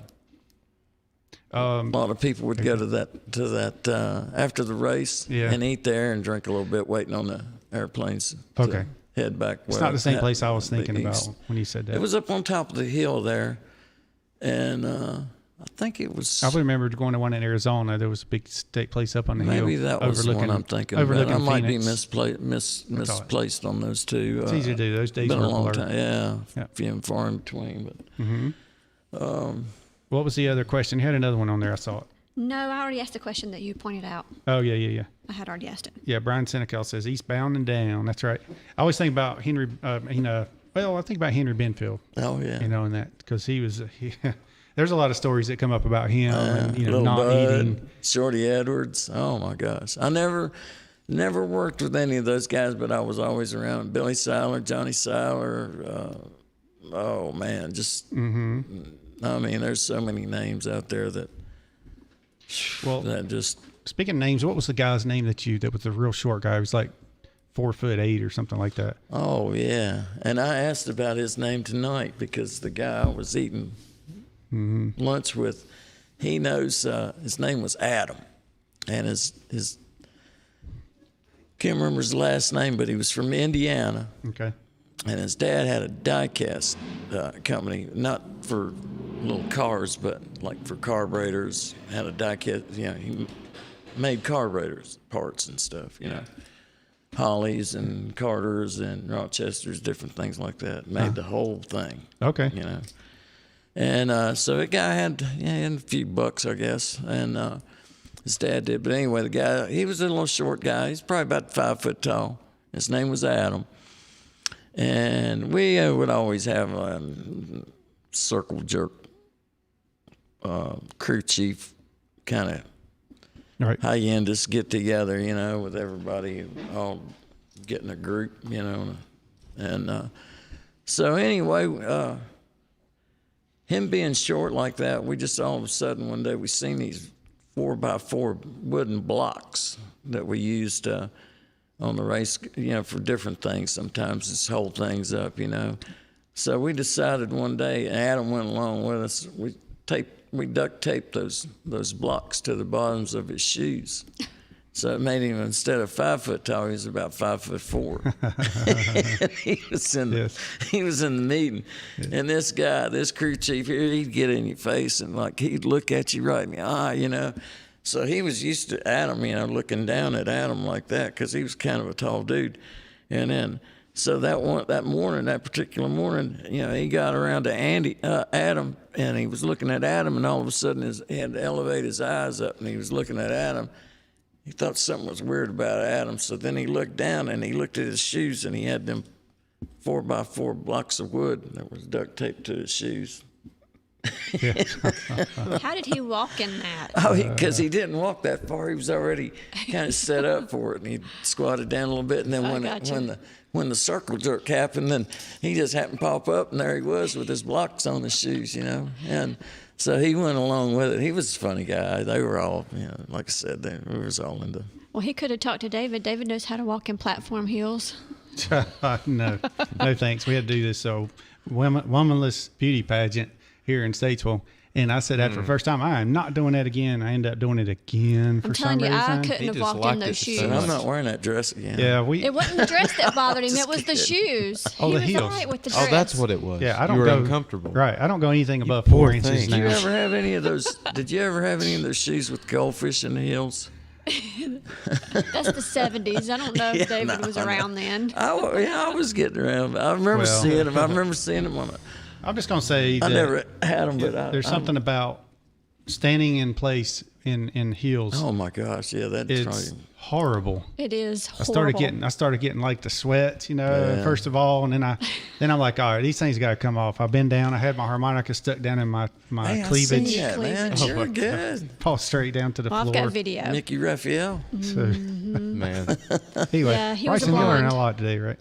He was a blonde at that I'm learning time. a little too much today, actually.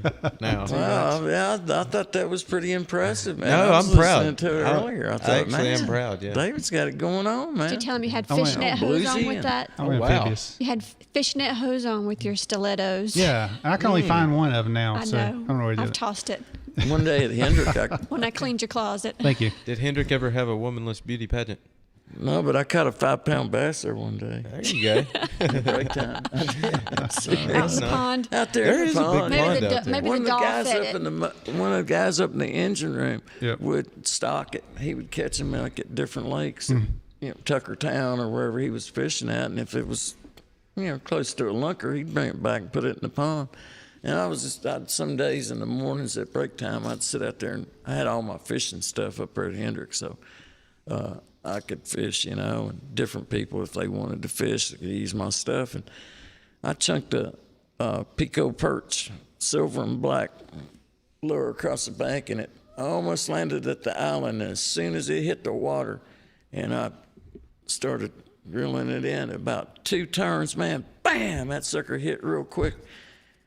And I yanked on it, and so I know I had him hooked, man, and I reeled him in, and I mean, I was reeling and reeling and reeling. I got him eased in, man. That sucker was hooked. And I finally got him unhooked. And, man, when I got done, I mean, I think he was about that big. Big old largemouth. Yeah. And Eddie Dickerson was in there sitting on a cooler in the shop. You're like, get off that cooler. We need it for this bass. No, what happened is as I walked in there and I had that fish with me, and I turned around and Eddie wasn't paying attention to what I was doing. And I said, Eddie, look what I caught.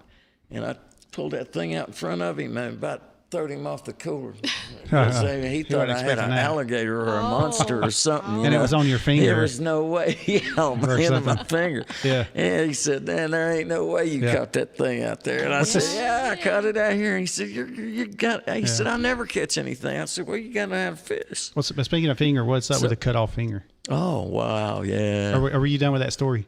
Yeah, I was done. Yeah. Yeah. What's up with the cut off finger? Oh yeah, man. You know how I might tell the story wrong, but because I couldn't remember if it was stomp shear or it was a hydraulic shear. But you know, Ooh, I see where this is going how now. shears are. Oh yeah, and, they're dangerous. You know, and we didn't ever really use the safety. Right. You're supposed to use another. Supposed to use another piece of metal, so we could kind of see what was going on. You know? Right. And one day, we were up there in the old shop before we had moved down over at Hendrick, and oh man, he's a great guy. Don Letarte was his name, Steve's dad, and he accidentally he went about 2 knuckles deep, cut his finger off, and so Sarge just you could hear all kind of calamity going on, man, and people were freaking out, and blood was all over the place, you know. And Don was like, "I cut my finger off," and he just acted like it wasn't nothing, you know. So Don was a tough dude, man. So anyway, we got these white rags, shop rags, and had him on, trying to stop the bleeding. Probably the part that was hurting was laying in the floor. Yeah, I mean, so anyway, the biggest thing that we were trying to do was keep D-Hart from coming in the shop, because if he seen blood, he would pass out. The ambulance heard us, so they're coming to our rescue. Yeah, that's what we were thinking. Okay, Sarge is going to take Don to the hospital in his truck, and then we're probably going to have to call an ambulance for D-Hart if he comes up here and sees all this blood, because he's going to pass out. And he's one of them kind of just fall backwards, passed out. So it was. I didn't tell it correctly, but I mean, I'm sure somebody will fill in the blank somewhere along the way. But that's close. That's good. It was an interesting story, though. Yes. So our listener Jim Dooley, David. Yeah. He said, "Super stories. Now, if Hamm could play the harmonica as well as Mr. Sirt can tell stories." I don't know. I heard him play today. It sounded pretty good to me. Yeah. See, I'm not too bad. Thank you very much. So he was played today. He was close. He was pretty close. Sure. I thought it was Mickey Raphael there for a little bit. The harmonica player for Willie. Probably saw him on a video. He's a good harmonica player. And he can play the banjo, dueling banjos. Oh, really? Yeah. Wow. Sure. Yeah, a little bit. Hey, well, no, I say sure just because, yeah. And who likes to brag? Well, okay. Yeah, I'm just putting it out there for you. I think, many colors. We'll see. Maybe. I'm amphibious. Yep. Could do more than one thing at a time. Just not at the same time. I won't tell that story again. Dickie Dennis is asking for pictures of Suzette McGuire. They are on my Facebook, by the way. They are on Facebook. There's a video on TikTok. Or what is it on your TikTok? I got a DHammiam TikTok, one by the way. of you getting ready, Okay. putting makeup on you for the first pageant. On your TikTok? On my TikTok, yeah. Yes. That's I am THammiam. Yeah. All right, mine's DHammiam. Everything I do is DHammiam. I always look at DHammiam, and now I mean, I've been a follower for a while back. I mean, after we started talking at the track and stuff, and so I started checking you out. I seen Waddell on there the other day. That was a pretty good little deal. And yeah, man, he's got so many great stories. Hall of Famers pretty close together. Yeah, you and Tracy got a matching watch now. Yeah, oh yeah, there it is. So that's the TikTok. Yeah, that's pretty funny. Now, see, I wouldn't have come if I had to do all that. I probably might not have made. I'm telling you what, we raised. You gonna show it to the camera? You got to be ready though. Well, right? we. Yeah, show it to the camera. You got to be ready. This is important. We raised over $50,000 for American Red Cross by doing that. With the Woman's Beauty Pageant. Yeah, so doing it the second time was. You got it, Dave? Was worth it. Yeah, that's me. That's me. Believe it or not, and I'm saying, hey, Mom. I said, blow her a kiss. He goes. Yes, oh my gosh. Love you, I'll Mommy. never do that again. Oh, I've seen that picture of your dad too. Yes, my dad. He's got Alzheimer's. Sunset deal. Yeah, he sometimes he gets the sundowners, but that was before the hair. He was a blonde. Yeah, real cute. He wasn't in Dallas, was he? No, just kidding. All right, so the train has run off the tracks. Okay, my apologies. So tell us. That's okay. We don't stay tuned in all the time anyway. Yeah. Tell us about, you got some quick story. You got to tell them as quick as you can because I don't want to miss any of them. All right. Oh, I mean, I can't. Okay. Yeah. I can't. Tell me the best one. Tell though. Yeah, that's fine. I think I can probably pick that one out here. What about a bar fight at a Checkered Flag Lounge? Oh yeah. Is that one good? I could probably tell that one. Yeah, man. I was. It was on Friday, and on Fridays we always would leave Hendrick, and one of the guys, Brian Smith, had the shop van, and for some reason, I guess we all just decided to jump in that van, and we went over there and started drinking at Checkered Flag Lounge. Cajun was the owner of that place back then. I think it's a Paper Doll or something. No, it ain't Paper Doll. I can't remember what the name of it is now, but it was Checkered Flag back then, and it was just right down the road from Hendrick. So anyway, Gary. Twin Peaks. No, it wasn't. It was up from Twin Peaks. Sorry. It was on 29. Okay, we'll right up the road from carry there. on. My bad. So anyway, not that I know. went in there in the bar. I guess I was making a beeline to the restroom real quick before I got ready to fill up on beers, and Gary Scott was in there talking to these couple chicks. And then after I went to the restroom, Gary decided to go to the restroom, and I seen where he was talking to them old gals, and I said something to him. I can't remember what I said to him, but I said something about Gary that they might think secondly about that guy or something. And I guess he got wind of it. He wanted to know what was said, and I wouldn't tell him what was said. So anyway, he got mad at me, and he jumped in his car, went up the street, and I worked with him at Hendrick. So anyway, he called the bar, and I don't even remember if we had cell phones or not back then. I guess we did, but I don't remember now. But anyway, he called and he wanted me to meet him out in the parking lot. He's going to whoop my butt. And so I thought, well, okay, we'll see how this goes. Anyway, I met him out in the parking lot. He got out of his car and he come charging at me, and just my first instinct was just bam, and I popped him in the mouth, knocked one of his teeth out. No. Didn't mean to, but I knocked it loose. I guess the next day it fell out. So the next day, we ended up having to work together in the 5 shop, doing duck work. So There you go. We worked that day. How ironic, right? Yeah, it was just. I mean, he wasn't mad at me. I wasn't mad at him. It was just one of them. One of them things. Yeah, it happens. That's what guys do. See, they're not like well, I'm not going to talk about women, but I'm saying we just get stuff out, get it over with, and then everything's fine. So whenever I'm mad at you, I can punch you in the mouth? Well, now, I ain't saying all that. It's, I mean, if that's going to resolve it. Don't get mad at me. Maybe a cauliflower ear or something. Yeah, I might do something. Thank you. You just gave me verbal permission to do that. See, I just put So the he's shovel gonna come to down. work. Yeah, He's going to come next Monday with the black eye, right. and y'all going to know why. Yep, that's it. My wife, not that you haven't done that before. No, I'm kidding. Just I've not kidding. punched you in the eye. No, she hasn't. We don't do that kind of stuff. But my point is, guys, we just get stuff out. Oh yeah. And in racing, you think about it. We saw each other more than we saw our families. Yes, we did. We used to say that all the time. So I mean, we're together more than we are with our wives. Yes. Or our families. So might as well get used to it if you want to hang out. Do this deal. Yep. Well, David always said you have to have tough skin or thick You skin do. or whatever. That's what I was saying earlier. I mean. Yep. If you don't, you're going to get it. Yeah. Because you that's get up the way in it the is. mornings. Yeah, First thing you do is put your feelings on the dresser. That's right. And then you go to work, get all dirty and ground up and skinned up and everything, and then get home, jump in the shower, and get cleaned up. And when you get out of the shower, Grab get your those feelings on back the dresser. That's right. Start playing with them till you go to sleep at night. Hey, do one thing for us. Show us which ring you got on here. Show it to that camera. Oh, it's You get a little closer right here. there. This one right here. that one. Yep, there you go. That a little bit is, closer to it. Tony Stewart's second championship ring at So Joe Gibbs. Joe Gibbs Racing. Okay. Home Great. Depot car. Yeah, Home Depot car. Yeah. When they went from The 10. Winston Cup to, I guess, Nextel, and then I forgot what the next cup was, and the Sprint. cup after that. Sprint Cup. That's the What first. is it called We now? won the first one, 2004 Sprint Cup, and then we won the last of the Monster 2018. Was it Munster? Heck, I don't know.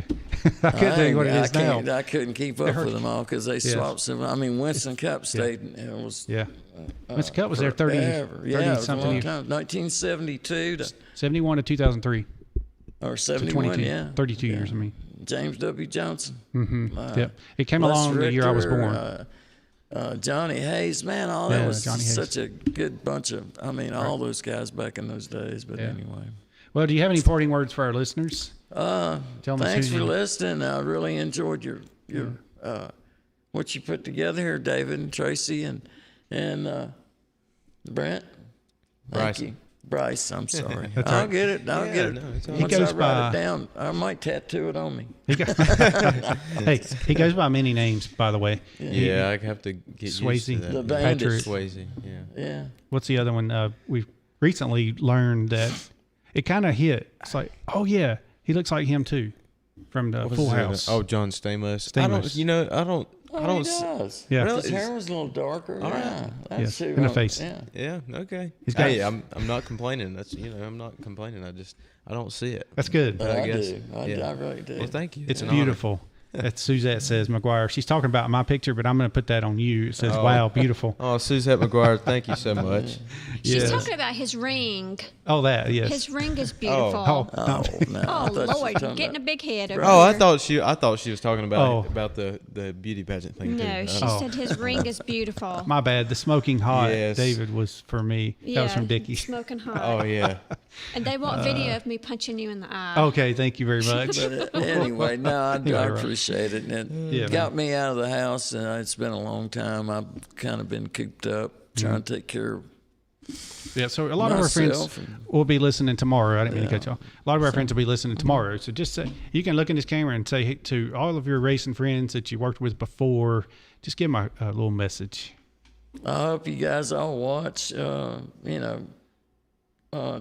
And, if I might have been off a little bit on some of these stories, but if, you can straighten me out on some of them and get us back on the right track. And this is really a good show. Really enjoyed it. And need some more of you guys coming out and doing this deal. Well, I'm glad you said that, because this gives me an idea for 2023. I was thinking about it this morning. I'm like, okay, we're 6 months in. We are just past the 100th episode, which was last week, of 100th episode of Racing Roots with Hamm. Yeah, I started 4 years ago, but it was NASCAR live chat with Hamm, this and that, and then I decided to evolve it over to. Have you had Mike Hill on here yet? Racing Roots. Mm-hmm. Yes, Mike Hill. It's been on 3 times. Mike Hill was the first person we had on. He's another good one. Very first one. But what my idea was, and we'll get a list of names, but what I would like to do is, say 2023, we'd like to get either some of the past guests or some of the other guests that we've had, bring them in as a group of 2 or 3 or 3 or 4, let's say, and then kind of a round table in a way. Oh yeah, tell that the would old be stories. cool. Like the drivers, what was that? Old timers when. Well, the reunion. You could play off each like other. A reunion thing when they had all the drivers doing that on.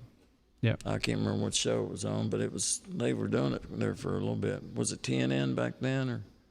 I don't know. I mean, it's been a while. But so they had a bunch of the old drivers that were on there that would just tell stories, Junie and different people like that. And, that'd be a neat deal for some of the crew guys, because there's a lot of legends out there. Right. I mean, for sure. I was lucky enough to tag along with a bunch of them, and look up to you. Well, and if you think about it, it'll bring you back. I wished I was still involved more than I am, but Well, it is, and you can come back and you can do it. Do that. Meet up with their. At that point in time, I had a whole lot bigger fish to fry than it's called health. Oh yeah, I understand. So Robert, would you recommend some of your past teammates coming on and talking to us? Oh yeah, I'd love to see some of them come on, because I think they would enjoy it, and it was very relaxing, and David made it just comfortable, and it's totally different than what I thought it was going to be. Absolutely. You did a great job. Totally different, and I thought I'd just be leaking.